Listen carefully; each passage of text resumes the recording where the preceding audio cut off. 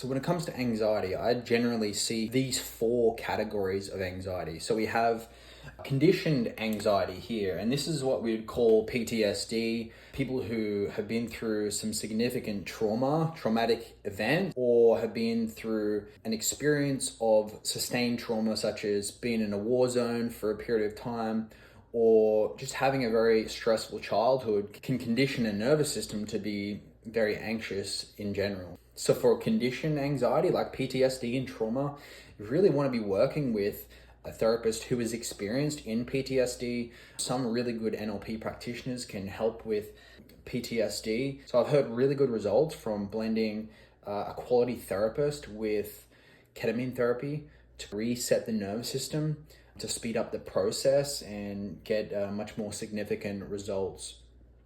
The other one we have is phobic anxiety. So this is a phobic response, someone with a plane phobia, a phobia of snakes, spiders. So a decent NLP practitioner, someone who knows what they're doing, neurosemantic or NLP practitioner can help with that. Of course, there's plenty of therapists out there that can help with that too. The other anxiety we have is physiological anxiety. So this is where you have someone who doesn't generally experience a lot of anxiety, but they're just running on so little sleep, lack of self-care, lack of rest, that they begin to feel this anxiousness. I've met one of the most successful guys I know, and one of the most strong minds. He was getting anxiety purely just from a lack of self-care over an extended period of time. So it's really important to rest, sleep, exercise, and get quality nutrition to avoid this anxiety.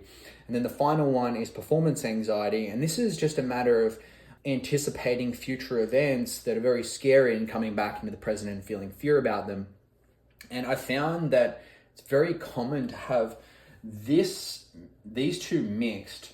So people who experience a lot of general anxiety about upcoming events, whether it's social events or sporting events or work presentations, I've noticed that these people, as a generalization, not always, but they tend to have pretty poor self-care routines, a lot of stress in their life, like a stressful environment as well, they can. So if that's you, consider your environment, your stress, your self-care, your nutrition, etc.